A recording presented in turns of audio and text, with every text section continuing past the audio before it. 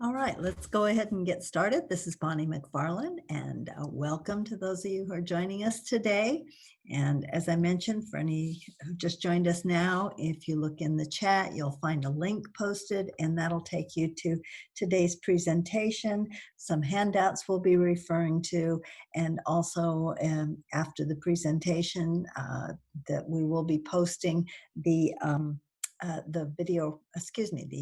audio recording of the presentation. So if you want to go back to it or share it, it will be posted. So today we're focusing on comprehensive support and improvement schools, but we're focusing today on the district's role or the LEA's role, which would include charter schools, which is somewhat different than what the schools need to do. So we're focusing on that today and want to just review some of those requirements. We're going to talk about submission and some other pieces. But just if you have questions, if you would put them in the chat, we'll answer those that we can today, but we've heard from some of you that you found it helpful when we send out the follow-up Q&As as we do for all our workshops. So if there are questions we don't get to, can't answer, or are more detailed than we can respond to right now, we will send those out to all the participants after today's meeting. Okay, so let's take a look at our outcomes. And first of all, these are some of the topics that we plan to address today. We hope that you'll be leaving understanding the differences among all the different applications, plans, reports, and different timelines associated with CSI. They can be a little bit confusing at times. So we want to parse that out first.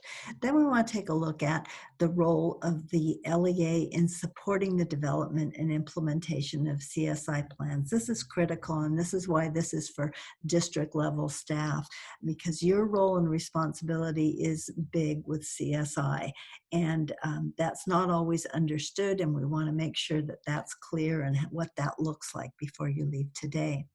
We also want to focus on one of the key parts is the needs assessment for the school plan and how that is that should be addressed and what kind of data that you might have, particularly given where we are at this point in terms of a lack of state assessment data. Then evidence-based interventions, another important part of the plan, and we'll be talking about what that means in the context of federal requirements. Then how to understand and identify and address resource inequities. That's something that has been new in the last few years. It started with CSI, and now it's morphed into some of our other planning processes. So we'll take a look at what that means and what that looks like. And then we'll end up by looking at the timeline, the process for completing and submitting the prompts. Joining us today are our full team. We have Adrienne Balcazar, Amy Tomomatsu, Rachel Garcia, Evan Bartelheim, and you'll be hearing from all of them today. All right, so let's start off with some of the basics, some of the federal requirements, and then we'll look at plans, applications, and all the reporting timelines just to review. So federal requirements form the basis for CSI plans, and the comprehensive support and improvement and targeted support and improvement comes out of ESSA requirements for CSI schools, and the requirement that triggers it is a requirement for states to develop systems that provide annual meaningful differentiation among schools, identifying essentially two types of schools, and one is the lowest 5%, lowest performing 5% of Title I schools, and that also would include high schools, Title I or non-Title I high schools, failing to graduate more than 1/3 of their students. The other group are the additional targeted support and improvement schools, and those are schools for which any student group for 2 consecutive years meets the same requirements that they would have for the whole school for CSI. So again, looking at 2 very targeted groups, lowest 5% plus those high schools, and then those that have student groups that are underperforming. So the requirements come out of federal law, but we also have some state requirements added in. Let's take a look at the timelines next. The funding and the timelines are sometimes a little bit confusing. So current CSI schools we're talking about today and that you'll be responding to the prompts for, those schools were identified in January of 2020, and that was based on the data released in December of 2019. Back last spring, then LEAs could apply for funding for those schools. That was actually back in February of 2020. The applications came out, and the funds you applied for were actually 2019-20 funds. So the funds are always a year delayed for CSI. So that's something to keep in mind. The funds that you're working for these schools, that you have for these schools, are currently available through next September. September 30th, 2021 is when those funds are set to expire. So keep that in mind as you're budgeting. For schools identified in the prior year, those schools were based on, the funding was based on 2018-19 funding, even though they were identified in January 2019. And we mention this because some of you may have some funds remaining. Those funds were due to expire this September. However, the federal waiver that provided flexibility and extended the timelines for many of our programs also extended the timeline for those 2018-19 CSI funds. So if you have not spent any funds, they still need to be spent for those schools that were identified in January 2019, but you have another year to spend those funds. So that's a bit of good news if you happen to have funding left over for those schools. Okay. Then with the elimination of the dashboard this year, no new schools will be identified for CSI. We haven't had an official announcement, but because of that, it appears that funding will continue to support the current CSI schools. And it's anticipated that an application will be out in January. So you would have to reapply for the funding for those schools. So you want to keep your eyes open for that application. We anticipate it'd be similar to what you applied for last year. Okay, so reporting dates.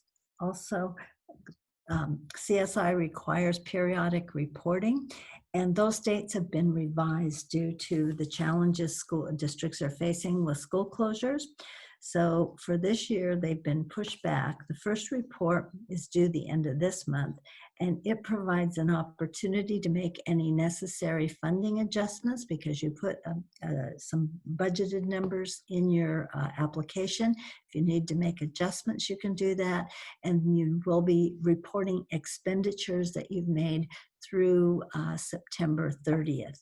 Keep in mind, those expenditures may be planning activities that you did in preparation for developing a school plan. So if the schools haven't started implementing, you may still have expenditures to support how the district is supporting them with the development of the needs assessment and planning. The next report will be due February 28th, and the important thing about this report, again, it was previously due earlier. They moved it to February 28th of next year.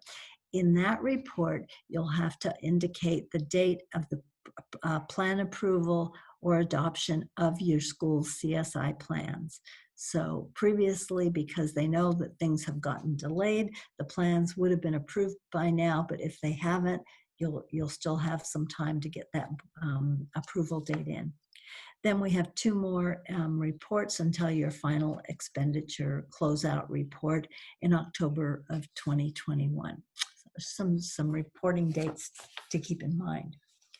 So let's take a look at all the different pieces of CSI applications, because last year we had some confusion among people about the application. So last February, you applied for the funding, and that's when you submitted the application, and that included some assurances.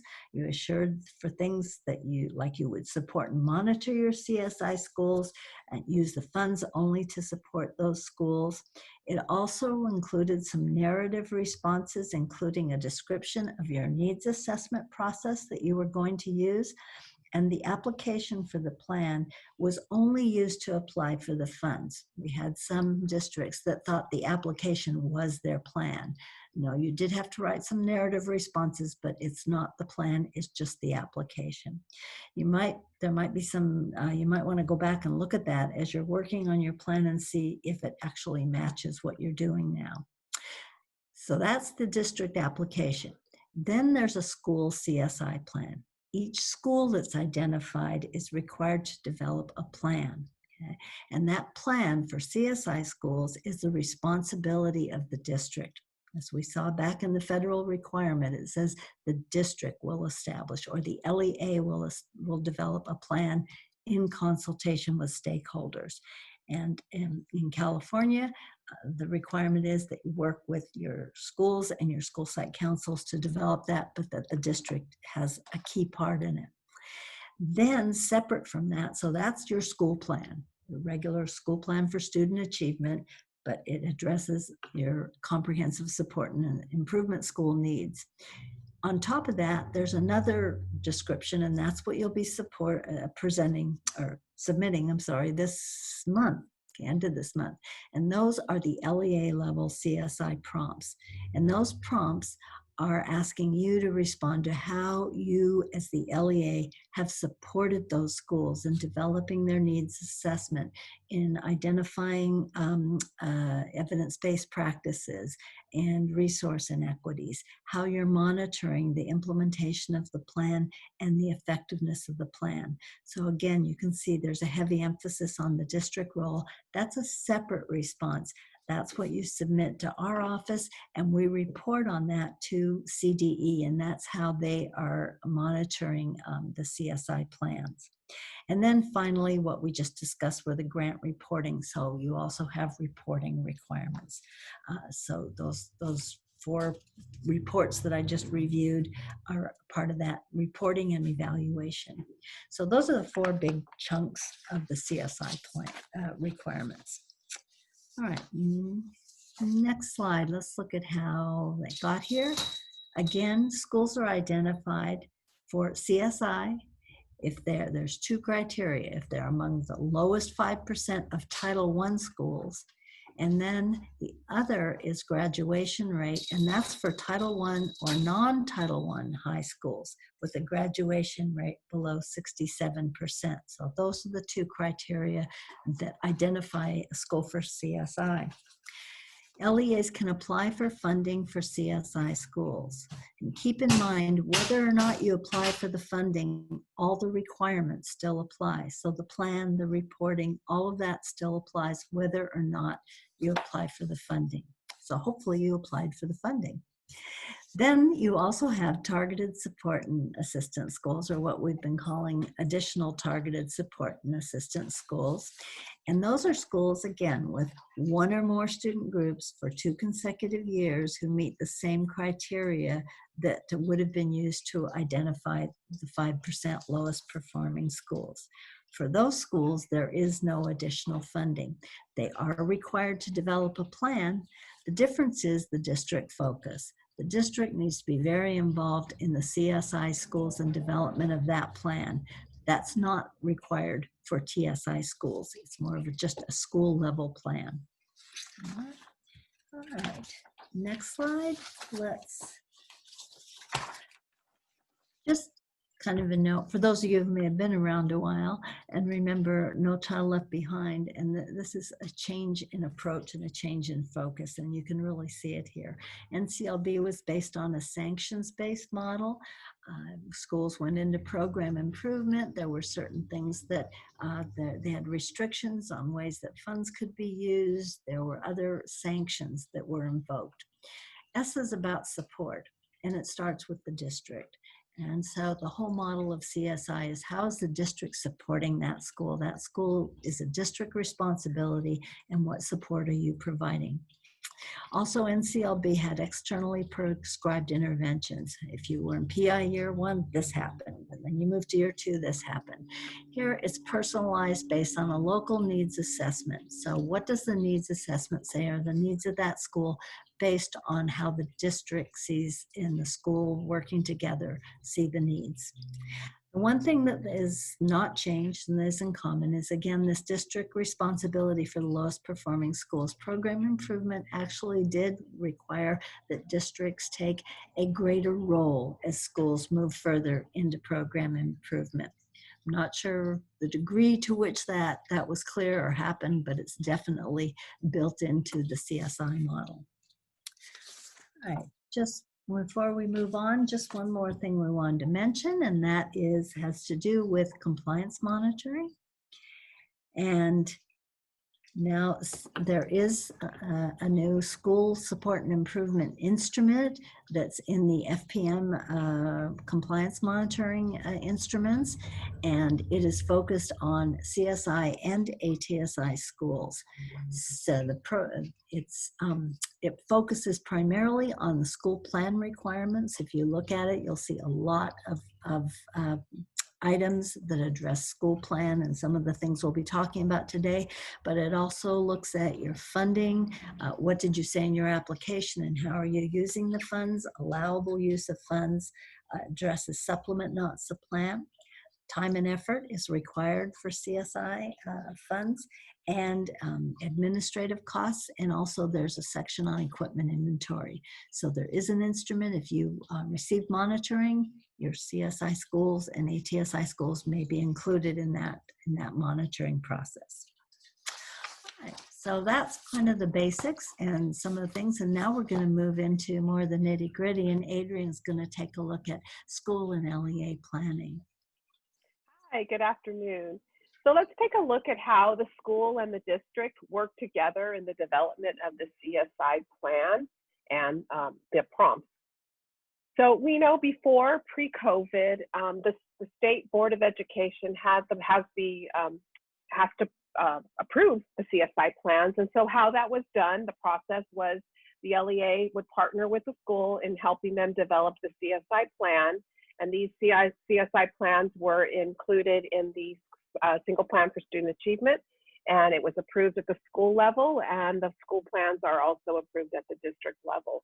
And as Bonnie showed on that previous diagram, the LEA has the responsibility of completing the CSI prompt in the LCAP in the plan summary section. And so we do know that when COVID happened and we had no more 2021 LCAP, that was the key role that the LCAP played in the prompts. So now with that gone, that's why we're here today, is we are moving forward with how we're going to deal with the CSI prompts and the actual development of the CSI plan during the 2021 school year. So if you take a look at the first column here, we see that for 2021, the district's role, the LEA's role and responsibility is to continue to develop, approve, and implement the 2021 CSI plan through the single plan for student achievement. And the district, to address the prompts, the LEA is going to download the CSI prompts form that is on the CDE CSI prompt webpage. And the LEA will complete and submit the 2021 CSI prompt form to the County Office of Education. And so once we receive this and we collect all of your, you turn them in and we collect them, and we'll go over that towards the latter part of our presentation. But once we receive them, we will then review and approve the 2021 CSI prompt. And keep in mind that we will not be able to, due to the short timeline, we won't be able to do any pre-reviews for these. However, just rest assured that once we receive them, we will continue with technical assistance and support until your prompts are approved. And then at that point, we will submit a list to CDE of all of the LEAs that have an approved 2021 CSI prompt.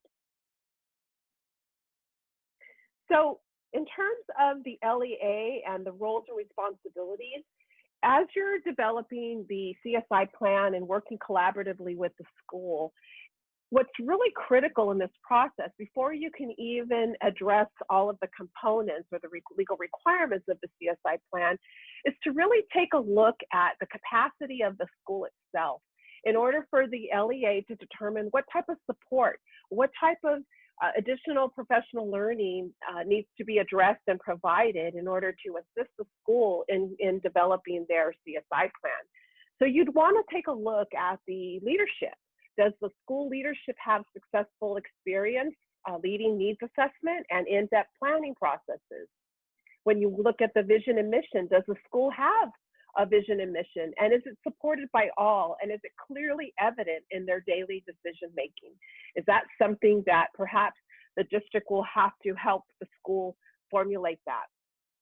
Also, taking a look at the collaboration. What does collaboration look like at the school? Is staff collaborating effectively, and is it evident? Are there PLCs that are taking place? Are there the classrooms open to one another? Do they share planning time and lessons and such? And also within this collaboration is parents. So how are your parents viewed as partners in the children's learning? Do teachers and administrators actively reach out to parents to support student success? And on the flip side, you might want to know, how do the parents feel? Do they feel comfortable communicating with the school? Do they feel welcome? Do they feel like their voice is heard? So again, looking at that particular aspect of the school is important to do this work. Next, you looking at the commitment to equity. Does everyone have a commitment to equity? And is it demonstrated and reflected with the inclusion of all students? Are all students being looked at? And again, this is important because as you're doing your needs assessment, you want to make sure that you're looking at the school and all of the different student groups as well. And then the use of data to drive instruction. And again, is there evidence at the school that they are using multiple data sources to inform instruction? Is this part of the culture, or is everyone still in silos? Per grade level perhaps, or even per classroom. So again, looking at how is data and what systems are in place to encourage that data is driving in daily instruction.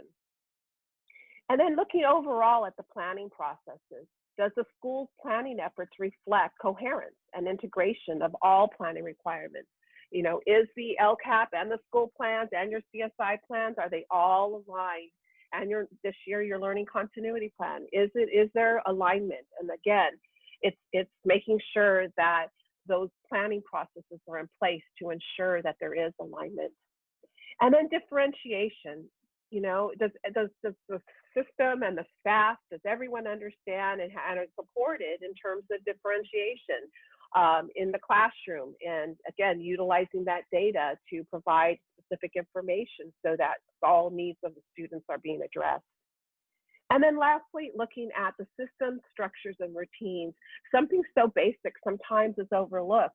Are there clear procedures and expectations for all aspects of the school day? Are they clearly articulated? Does staff know them? Do students know them? Do parents have a common understanding of the basic academic and behavioral expectations? Does everyone know the grading system, homework policy and grade level standards? And lastly, too, looking at, are the instructional programs being implemented at that school with fidelity? So these are really key areas that the district really needs to look and help the school look at before you can continue with the development of the CSI plan. So we wanted to make sure that the LEAs clearly see that these are areas of focus that need to be addressed. So in looking at the CSI plan requirements, there are some mandates, and we will go over them in just a minute. But just to look at and be aware that the plan itself must be informed by all state indicators, including student performance that is, that's in alignment with the state long-term goals. So again, having that overarching theme, and then you can go into the 3 specific areas on a school level in terms of the needs assessment, the evidence-based interventions that would be to address the needs that come out of that needs assessment. And then also to look at the district and the school, are there resource inequities? And so we're going to go into these areas in depth now. And so now I'm going to pass it on to Evan, who will take us on to the next, or to the first school level focus area, which is the needs assessment. Thanks, Adrienne. Good afternoon, everyone. As Adrian just mentioned, we're going to go kind of point by point the three major requirements for CSI, and we're going to start with a quick look at the needs assessment and the LEA's role, whether district or charter. Next slide, please. So what is a comprehensive needs assessment? This is a question that we field frequently, and it's usually followed by the question, and do you have a template that we can follow? And no, not really. The needs assessment at its most basic is a process or procedure used to identify the factors between the current outcomes, or in this case, the outcomes from last fall, which we know, of course, things have changed radically since the fall of 2019, and the desired outcomes. And the reason we don't have a template to some extent is because it really is a process that requires a lot of context. So when you're doing the needs assessment, you should include steps to provide clarity about the current situation at the school and identify what is needed to attain desired student outcomes.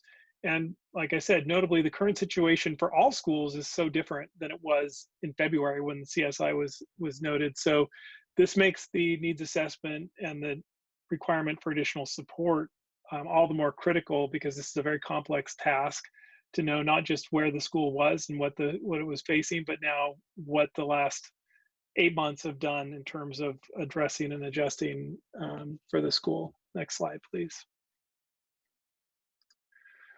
So what is the purpose of the needs assessment? First, the needs assessment should identify the reasons the school was identified for CSI. So basic understanding of the dashboard criteria and what put a school. So any support that the LEA can provide there for the stakeholders. Secondly, the needs assessment should expand beyond the analysis, beyond just the student data, to determine the underlying causes of low performance through a root cause analysis, which we'll talk a little bit more about.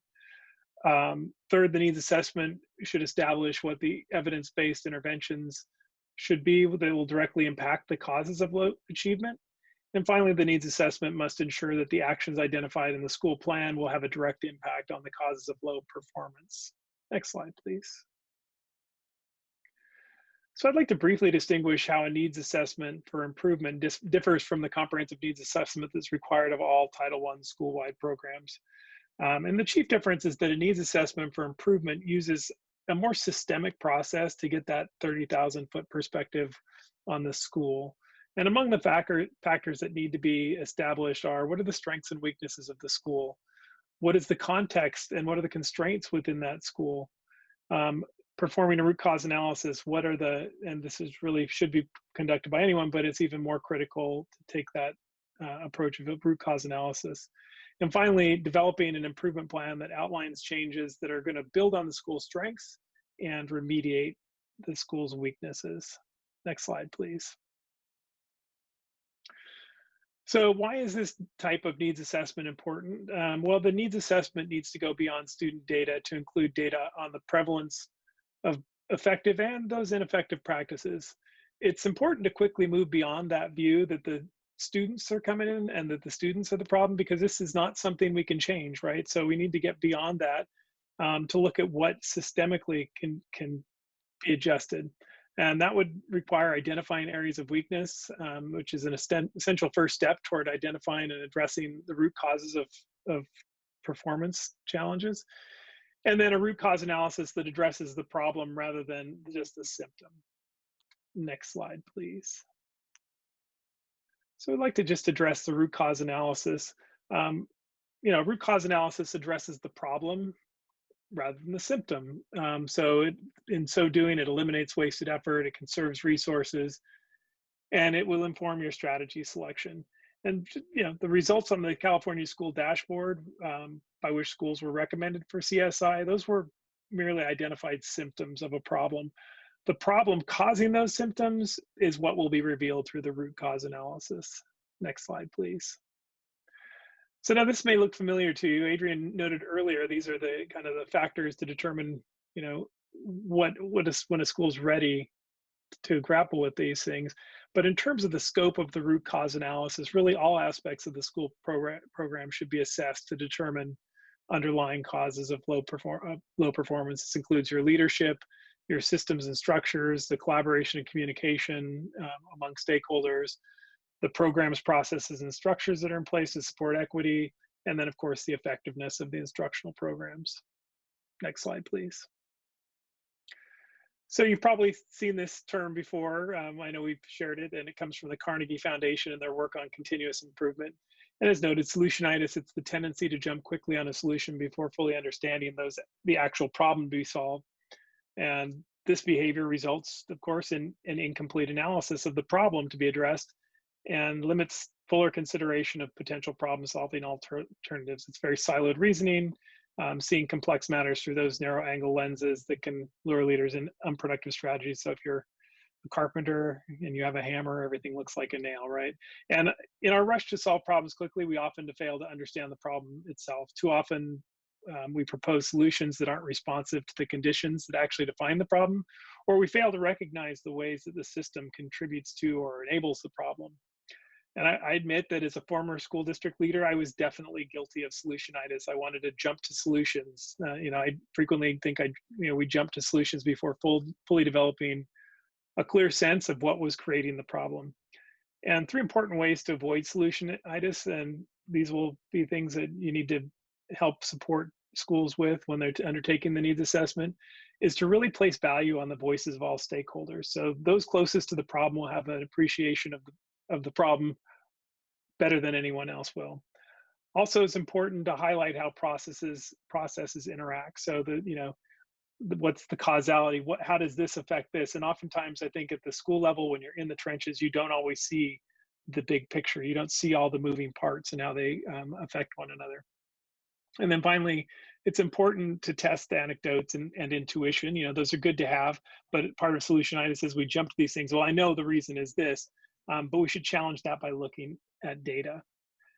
Next slide, please. So the actionable steps of the comprehensive needs assessment are pretty straightforward. So you need to have a school planning team. You need to analyze data to reach conclusions regarding achievement. And then you need to research and collect data, summarize the data, analyze the data, which is very time consuming, and you need to respond and prioritize your needs. Look at an existing plan. If you're a non-Title I high school that does not have a plan in place, this will be establishing perhaps any plans that might exist, maybe a WASC that was undertaken previously. Compare the findings from this needs assessment to that and the existing data to that prior plan. And then also look at the district goals, priorities, other site goals and priorities, and then of course take into account the current conditions under which all schools are operating. Next slide, please.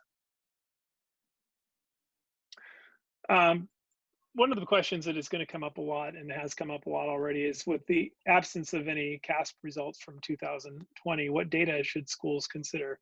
Well, first of all, I think it's important to note that the data from the 2019 dashboard really should be a good starting place. And as this is data that was based on trends. You had the status and change. So it's important to look at that and what got you here. We shouldn't dismiss the 2019 dashboard out of hand. Also, you have a lot of data that's still being collected, even though it's not being reported on the 2020 dashboard. The graduation and dropout data for 1920 is still being collected in CalPads. It will be reported as cohort data. That's actually the link to DataQuest will be included on the dashboard. That may not be timely enough for you, but just know that you have access. And again, this is an important way in which the district level or back office support can support schools that are in CSI by providing them access to CalPads data, because it's not always available at the school level. Suspension and chronic absentee data have also been collected, so this is an important part, to measure engagement of students, and it may be the reason for being in CSI. So a good opportunity to look at that existing data that's still being collected in CalPads. Also, then local data sources, I think, is important to know. We've just we're in the process now of bringing a lot of the learning continuity plans. And within all of these, there have been questions asked, how will you measure pupil learning loss? And we've seen every district has, and every charter school as well, has assessments that they've identified as their means for identifying learning loss. So this, of course, these local assessments and tools that they're using would be a good place to look and a good place to bring in. Also, qualitative data from surveys. or any data that's being collected through focus groups. And a lot of this is taking place now, has been ongoing to inform the learning continuity plan and should be ongoing as you move forward. And then also this is an important piece, and Amy will talk about it in greater detail later, but any LEA level data that will allow a school to evaluate any resource inequities. And these include things like teacher effectiveness that is required by the Ed Equity tool and the federal addendum. So these are all things that the LEA should be working to support districts with in collecting data. Next slide, please. So we wanted to share one tool when it comes to data. I know there's still going to be this sense that we have a dearth of data right now, but we have this really nice tool that our colleagues at the San Diego County Office of Education put together. This alternative metrics resource was developed primarily to support districts and schools in identifying, collecting, and monitoring data points to provide critical information regarding the transition to an implementation of distance and hybrid learning in the local context. But I think it's a really helpful tool to take a look at now, and it's one of the tools we've uploaded onto our resource page that we shared in the chat earlier. And so the primary metrics within this is just one of the sheets, but the metrics focus on some essential categories that include support for family and student well-being, access to distance learning, engagement in learning, access to social emotional learning and support, and communication structures and processes. So all these things, and I think it ties in really nicely with what Adrian was talking about earlier, is taking that holistic approach, and it identifies both the metrics and then how to collect the data. So I think this would be a really helpful tool to share with your schools in terms of thinking kind of outside the box in terms of what data we can use to inform our needs assessment. Next slide, please. So that is it for me. I am going to hand it over to Jeannie now, and she's going to give you some insights into evidence-based interventions.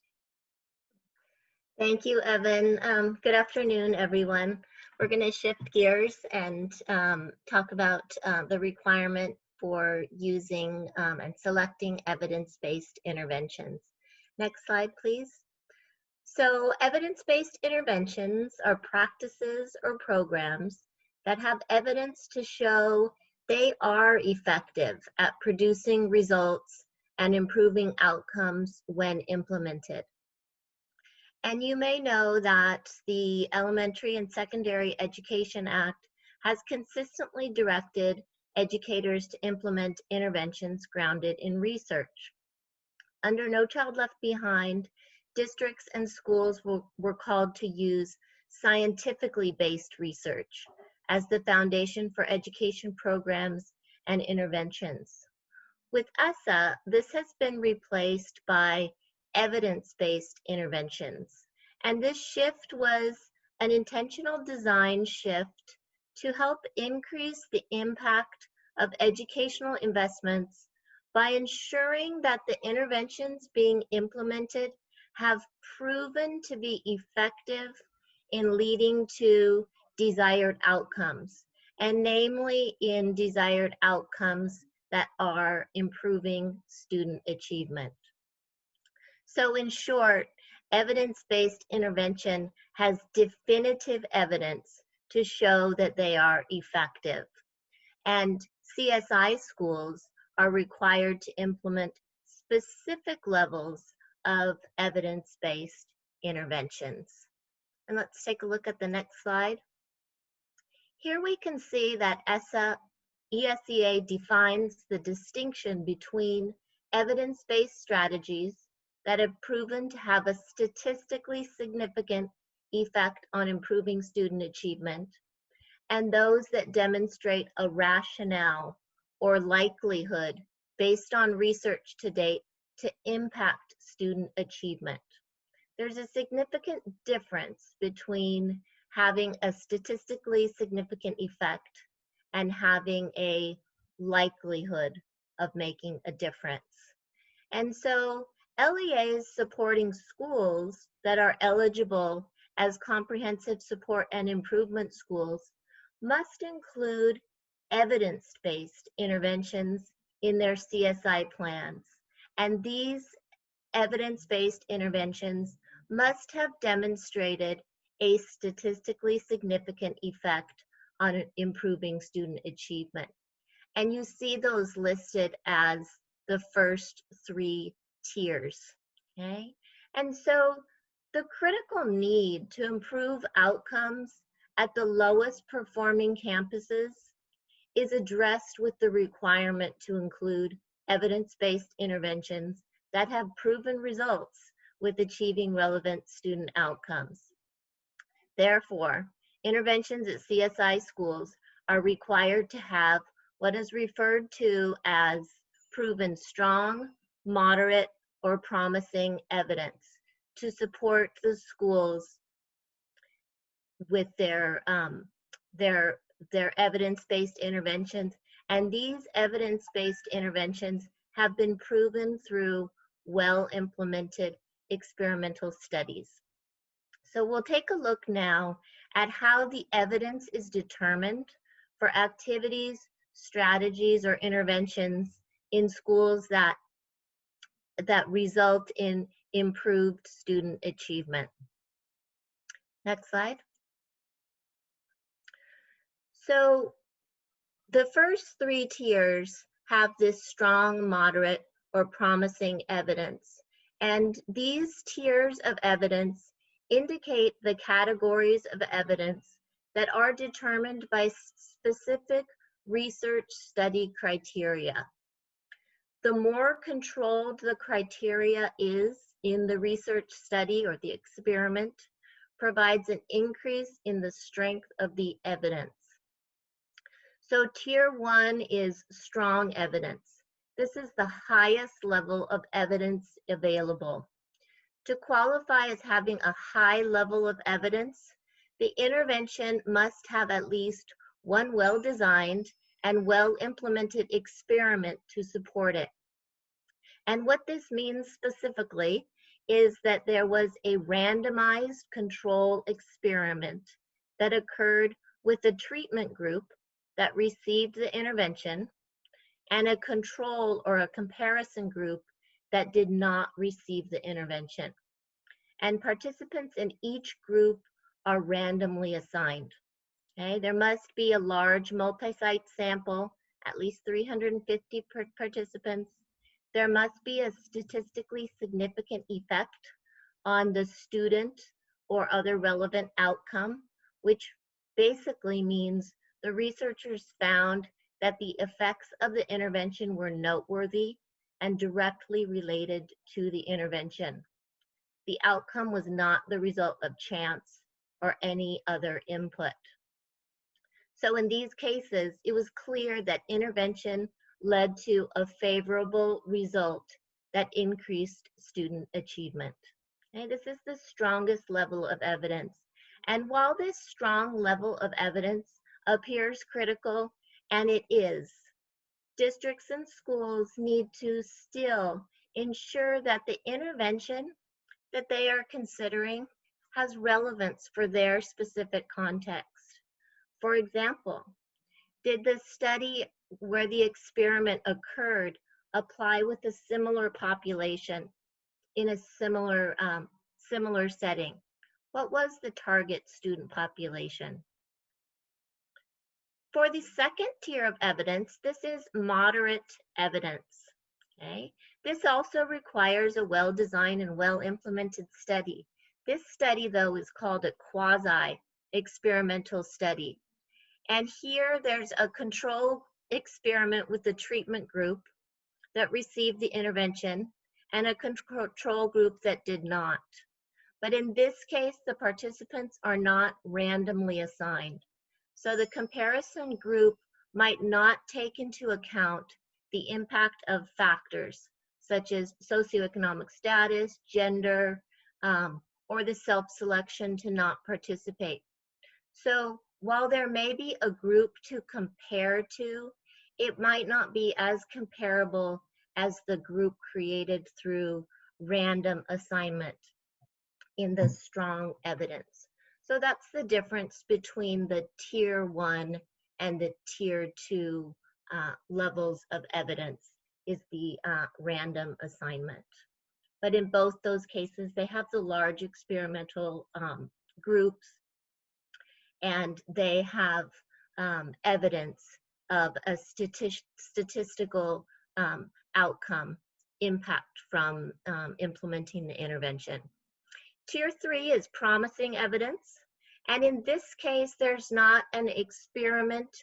There's a well-designed and well-implemented correlational study. And this is a study, not an experiment, that took place to determine if a relationship exists between the intervention and a given outcome. And this is usually done through data collection and analysis. And with the correlational study, the intervention must have shown, again, a statistically significant effect, and the effects of the intervention were noteworthy and directly related to the intervention, resulted in increasing student achievement. And so with all these 3 tiers, while one is stronger than the other, they all are providing evidence of effectiveness toward student outcomes. And in all of the cases, it is critical to ensure that the intervention has relevance to your specific context, okay? Did it occur with similar student population in a similar setting? Did the intervention target specific student populations, grade levels? Okay? Was it in an urban environment or not? And was that environment relevant to matching the context of the school where you're working, that is in CSI? Tier 4 is the lowest tier, and this involves interventions that demonstrate a rationale. These have a clear and effective logic model or theory of action that explains how the intervention is likely to improve relevant outcomes. They are supported by research, and there's an effort in place by the state or the district or the charter or an outside research organization to determine their effectiveness. But that has not yet been fully determined, because at this point they only have evidence that the intervention demonstrates a rationale. So for the CSI schools, the requirement is to implement a Tier 1, Tier 2, or Tier 3 intervention.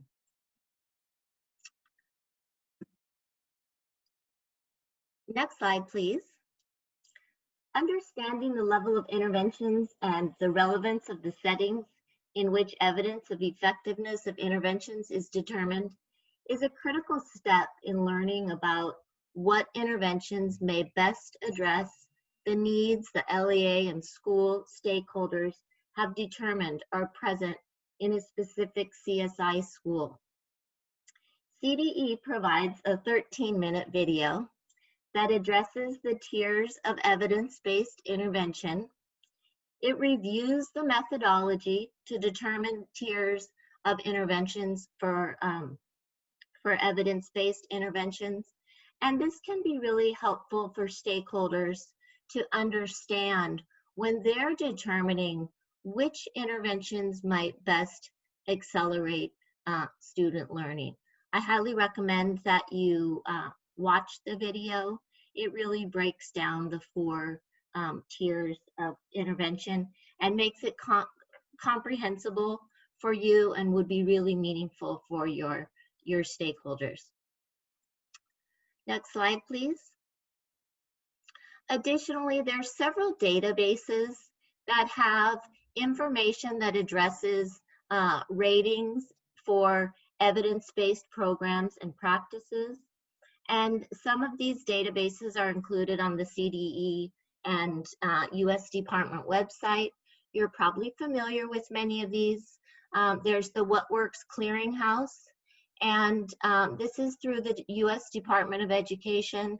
And there are multiple resources here that are the result of using rigorous standards to review effectiveness of evidence on a wide range of interventions. And really helpful here is also that with the evidence that's provided, there's also a summary of the settings and the populations in the studies.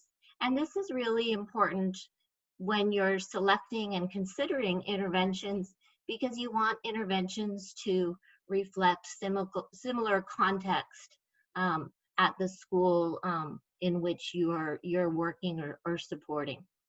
Evidence for ESSA is another database, and this is through Johns Hopkins University. And that includes multiple studies and research. And additionally, a document is included on this slide as a resource for highlighting evidence-based strategies that are specific for high school. And keeping in mind that evidence ratings alone cannot predict effectiveness. Just by selecting a rating of strong evidence doesn't mean that it's going to be a winner at a school site.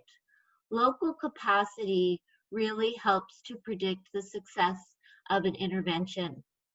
So the available funding, staff resources, staff skills, and support for interventions all need to be carefully considered when selecting an evidence-based intervention. And so support from LEAs working with CSI schools can really improve the CSI schools' capacity to implement a specific evidence-based intervention. Next slide, please.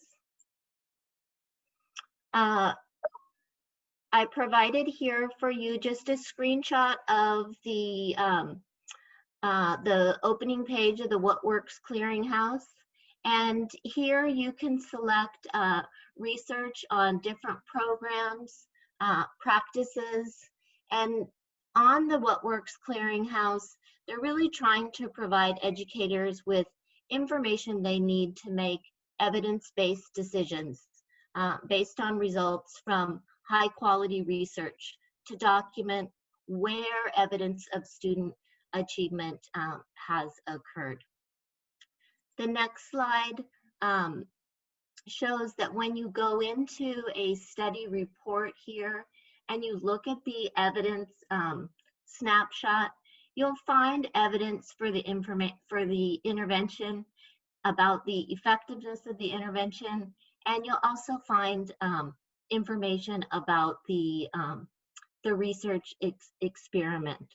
And so here in this case, this was about the program Achieve 3000. And here on the screen, you can see that it was determined that there were potentially positive effects on comprehension and general literacy achievement for adolescent readers.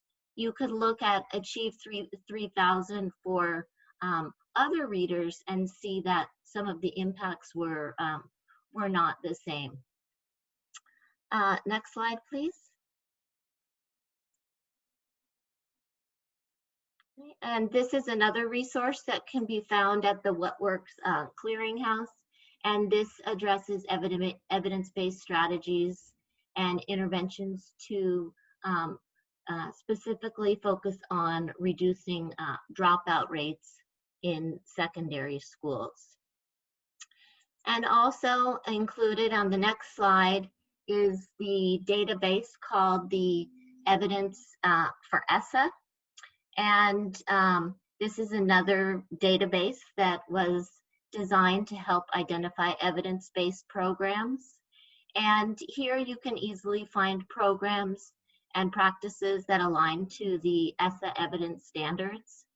And you can view all programs with evidence in a specific category like elementary math or secondary reading. And you can narrow your search to programs that have been evaluated and proven in schools that are similar to yours, or find evidence about a particular program that you may have heard about. So these databases are available. They're free, and they provide a lot of information that's really user-friendly and easy to access. And on the next slide, you can see a program that is implemented in many schools is noted on this slide. And this was about the promising impact of ST math. And you may want to take a look at what that study found. On the next slide, I wanted to wrap up with some guidance from the U.S. Department that is available that really helps LEAs, schools, and stakeholders understand the 4 levels of evidence that we reviewed today. And it also provides a step-by-step process for choosing and implementing interventions that improve outcomes for students. And it really sets the context of understanding the steps for effective decision-making about evidence-based interventions, starting with engaging in timely and meaningful consultation with a broad range of stakeholders to examine relevant data and to understand the most pressing needs of students, schools, and educators, and the potential root causes of those needs. Just like Evan was talking to us about this earlier.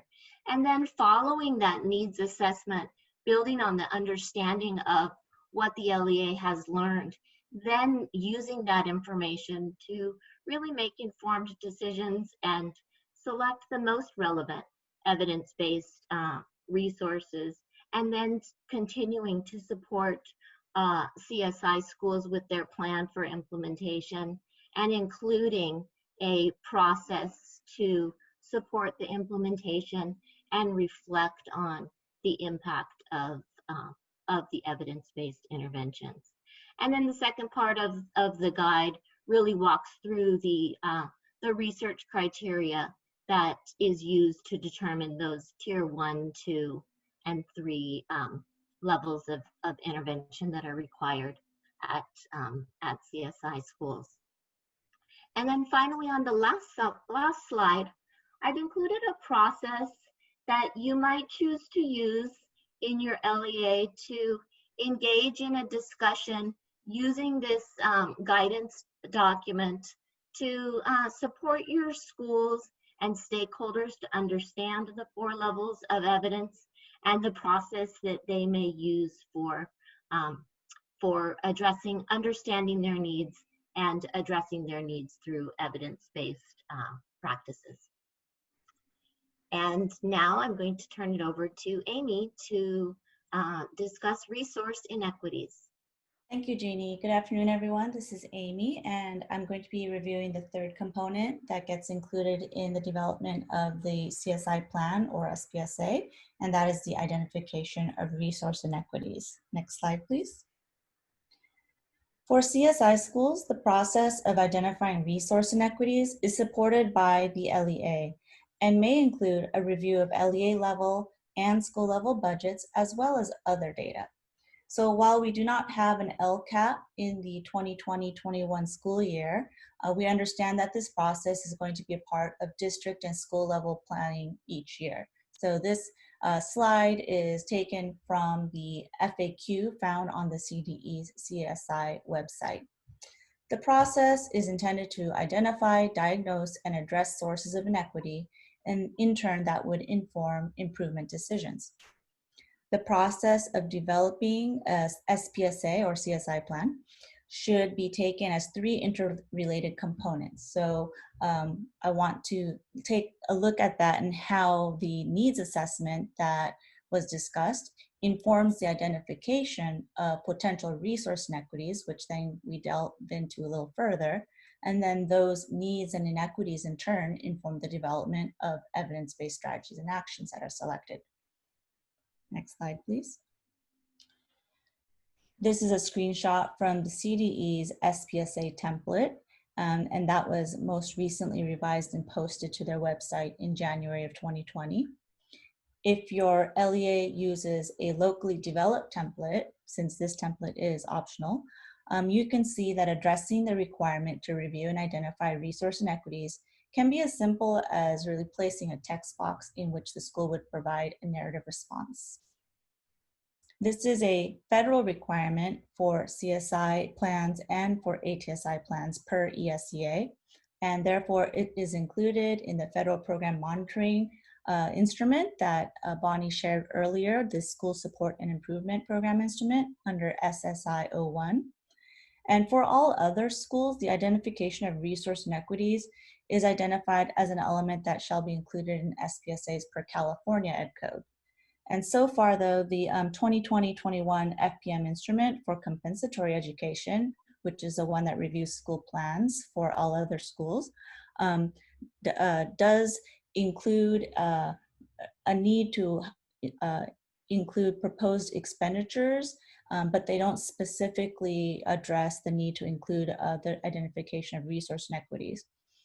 We would, though, advise including the identification of resource inequities in all SPSAs, but it is definitely a requirement for our CSI and ATSI plans. Just want to share that to give kind of that broader context of how that all fits together. Next slide, please. So now that we've established that requirement to identify resource inequities, let's take a look at what this entails. First, we will turn to the definition of resource equity, where we might initially tend to think of resources simply as budgets and as money and funding related items. We are reminded that we need to broaden our range of thinking around that term. It is both about the allocation and use of resources, because just having funds and resources doesn't always mean that we spend or use those funds or resources in the most effective manner. And also resources that we need to consider are people, time, and money.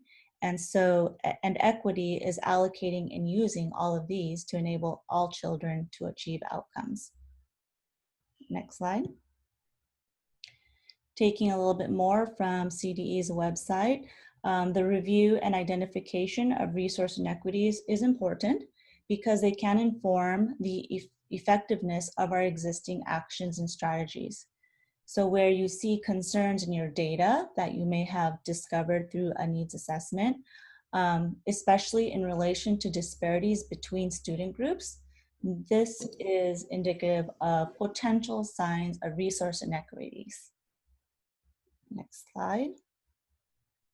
The CD suggests that LEAs may identify resource inequities by looking at how programs might be unfair or lack inclusion. Fairness here is defined in this context to mean that a student's personal characteristics are not an obstacle to achievement. For example, if I'm a female student from a low-income family, can I still achieve? The answer would be yes, but if that is not occurring, then that may potentially be a source of resource inequity. Inclusion in this context is defined as expectations that apply to all students. So if wanting to be sure that students are not excluded or expected to achieve any less due to personal characteristics.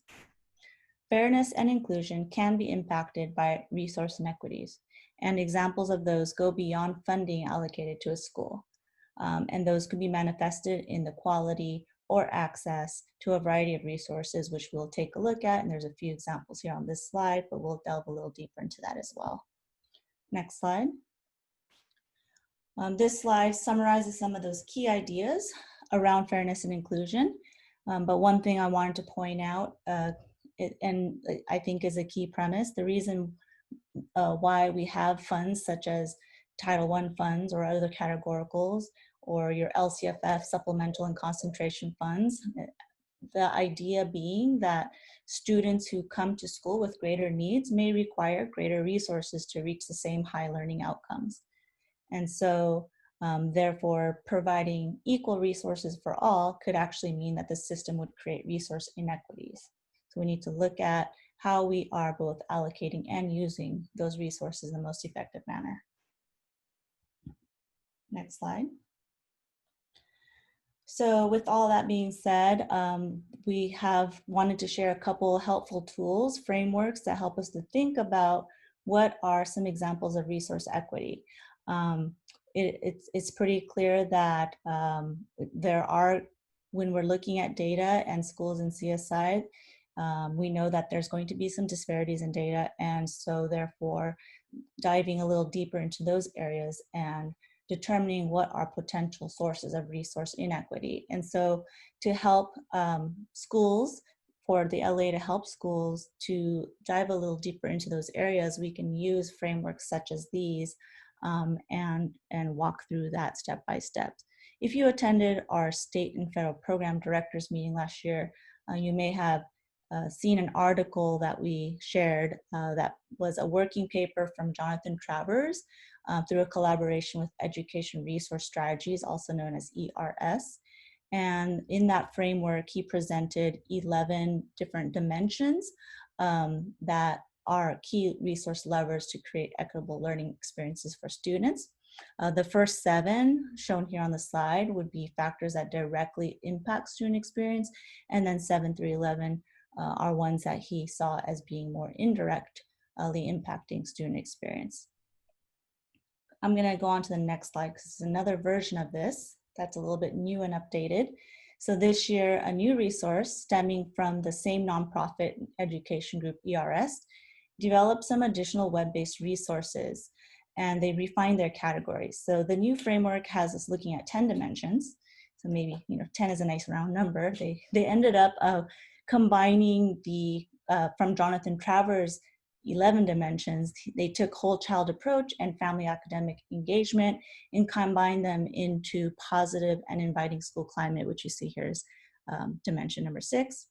And I've provided the link to their website where you can locate some additional resources related to understanding and using the framework in schools.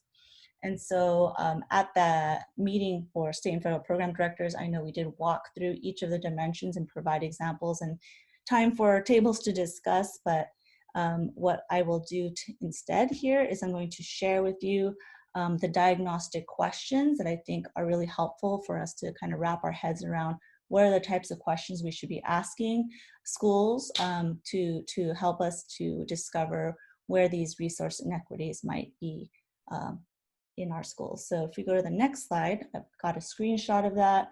And I know Evan did post this as well to our website. So we've got the original document on the left side, which was based on the 11 dimensions. And so that's kind of it's a document that can, on one page has LEA level diagnostic questions, and the screenshot here is the school level diagnostic questions. And it really helps us to think about these factors and how they might be reviewed in your LEA or school. You may find these helpful when working with your schools. In the side on the right, there's a few screenshots from the online web resource from the Alliance for Resource Equity, where they have both a PowerPoint explaining each of the dimensions as well as some targeted questions. So you see some examples of the types of questions that really are quite thought-provoking in terms of looking at other ways besides funding and allocations that might be considered a resource inequity. And we'll take a look at the next slide. So how can the LEA support schools, CSI schools, in this review and identification? Here are some general suggestions. So a review of resource inequities can be based on contextual needs. And at the LEA level, supporting CSI schools in this process, the LEA may choose to focus or limit the number of dimensions to consider based on the school or district's priorities. It's definitely connected to that needs assessment process, and to the selection of evidence-based strategies that will address those needs. So using those diagnostic questions and those tools, the LEA can kind of support in providing access to the data they need, help them gather what they need, help them with the analysis to help them focus on the dimensions that would be highest impact for their high need students.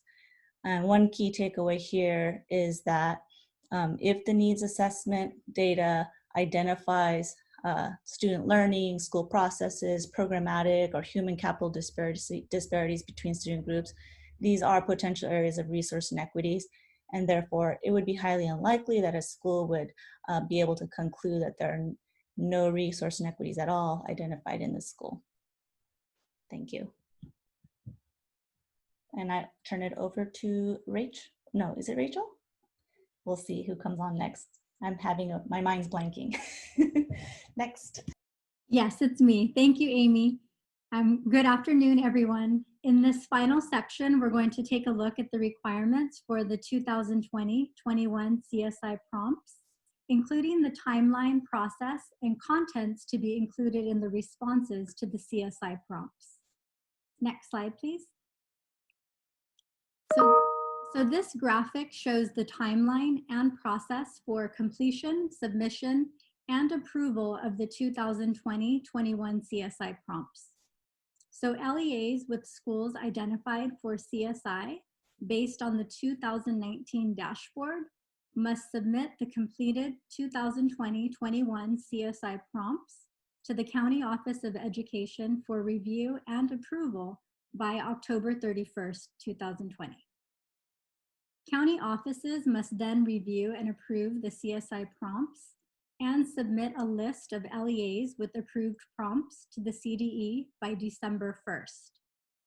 The CDE will then compile the list of LEAs with approved CSI prompts for approval by the State Board of Education at the January 2021 State Board meeting. Next slide, please. Here is a screenshot of the 2020-21 CSI prompts form that LEAs must complete. Again, only LEAs with schools identified for CSI based on the 2019 dashboard must complete these prompts. And there are 3 prompts that must be addressed, and these are the same prompts that LEAs previously addressed in the LCAP. So the first prompt asks LEAs to list the schools that are eligible for CSI. Prompt 2 asks LEAs to describe how the LEA has or will support its eligible schools in developing CSI plans. And the third prompt asks LEAs to describe how the LEA will monitor and evaluate the implementation and effectiveness of the plan to support student and school improvement. Next slide, please. So the CDE has also included instructions with the 2021 CSI prompts form. And here's a screenshot of the instructions. The prompts form and the instructions can both be found on the CDE CSI webpage, and the link to the form and instructions has been provided at the bottom of the slide. Next slide, please. So here are a few things to keep in mind when responding to the first prompt. The requirement for this prompt is to identify the schools that are eligible for CSI based on the 2019 dashboard. So these are the schools that were identified for CSI during the 2019-20 school year. Be sure to use the common, readily identifiable name for each school. And for this prompt, single school districts and charter schools may identify the school name or may mark not applicable. Next slide, please. For prompt 2, the LEA must describe its process for supporting schools in developing CSI plans. The CDE has indicated that at a minimum, the response would include the following components. And these would be the components that county offices would look for when reviewing and approving the CSI prompts. So the components that should be included would be the LEA's process to support schools with planning, the LEA's local context and its process for engaging stakeholders and schools in evidence-based planning and decision-making, the stakeholder groups that were included in this process, and how their feedback was used to develop the CSI plan. It would also include a description of the needs assessment process, which would include the types of data analyzed and how that data informed the development of the plan. Next slide, please. Continuing with the response to prompt 2, we would also expect to see a description of how evidence-based interventions were identified and selected. And the description should also include how the LEA matched the selected interventions with the identified needs to address the reasons for identification. The response would also need to include a description of how the LEA identified resource inequities and how they are being addressed through implementation of the CSI plan. And this may include a discussion of the types of resource inequities identified. Recognizing that the CSI prompts are not a direct fit for charter schools, the second prompt may be read in the following way. Describe how the school developed its CSI plan that included a needs assessment, evidence-based interventions, and the identification of any resource inequities to be addressed through implementation of the CSI plan. And in areas that we've noted to describe the LEA's process for something, you would describe the charter school's process. Next slide, please. For prompt 3, the CDE has indicated that a thorough response would include the following components. A description of the LEA's process for monitoring and evaluating implementation of the CSI plan. And this would include how the LEA is monitoring and evaluating the effectiveness of the evidence-based interventions that were selected. The response also needs to include a description of the types of data and information that the LEA is utilizing to inform decision-making, and how the LEA is partnering with stakeholders to monitor and evaluate implementation and effectiveness of the plan.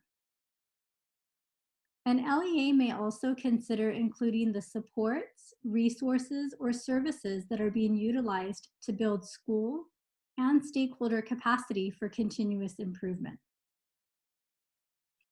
And again, recognizing the CSA prompts are not a direct fit for charter schools, the third prompt may be read in the following way. Describe how the school will monitor and evaluate the implementation and effectiveness of the CSI plan to support student and school improvement. Next slide, please. This graphic highlights the non-regulatory guidance resource that Jeannie shared in the evidence-based interventions section. And it illustrates how this resource aligns with the CSI prompts and how it can be used to support your work with CSI schools. Part 1 of this federal guidance document frames the use of evidence-based interventions in the context of the continuous improvement process. The process outlined in Part 1 aligns with the requirements for district support of CSI schools. So as you can see in the graphic, steps 1 through 3 of the continuous improvement process, which are identifying local needs, selecting relevant evidence-based interventions, and planning for implementation, align with prompt 2, which involves the LEA supporting eligible schools in developing CSI plans.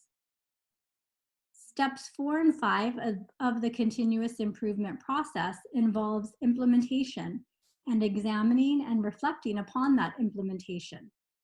These steps align with prompt 3, which addresses how the LEA will monitor and evaluate the implementation and effectiveness of CSI plans. Next slide, please. There are also several resources included on the CDE CSI prompts webpage, such as the 2021 CSI prompts form and instructions that were previously mentioned. There is also a PowerPoint from the CDE's CSI prompts walkthrough webinar. And then there is this chart of important dates and requirements that can also be found on this webpage, along with some frequently asked questions. and we've included the link to the CDE CSI webpage at the bottom of the slide. Next slide, please. So for the submission process, school districts and charter schools will need to submit the 2021 CSI prompts to LECO through the LCAP system by October 31st. This is the same system previously used to submit the written report to the community and the learning continuity plan. So first, you would log in to the LCAP system with your same username and password. Once you are logged in, you will click on the CSI prompts in the left sidebar. Next, you will click on the orange button that reads Add CSI Prompts. Next slide, please. As step 4 indicates, you will enter the required fields. The plan title will not appear on the document. Also, please note that the date of adoption is not a required field.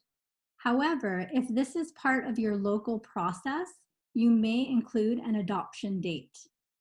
There is no requirement to have the CSI prompts board approved.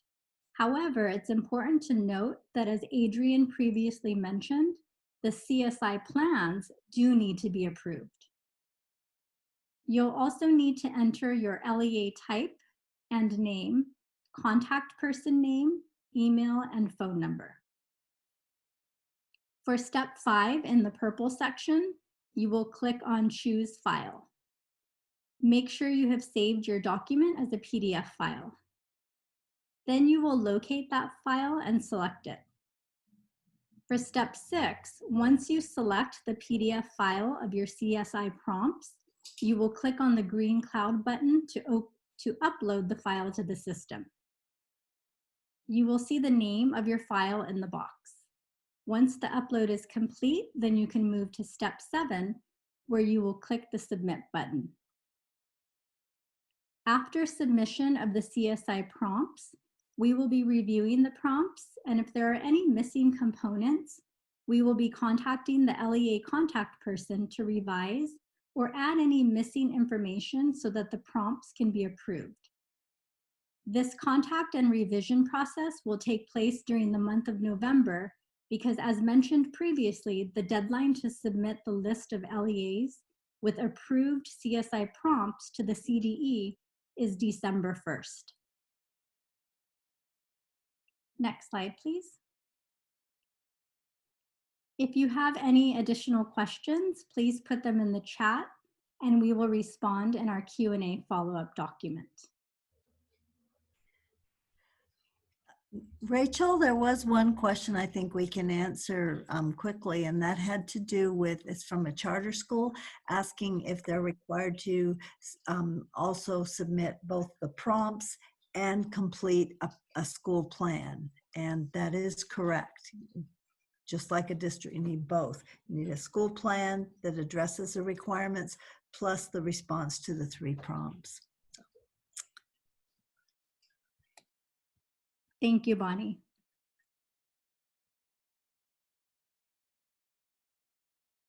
And then next slide. And here is our contact information. And so that concludes our CSI presentation. Thank you all for joining us. And we will keep the chat open for a few more minutes in case there are any additional questions that you would like to add.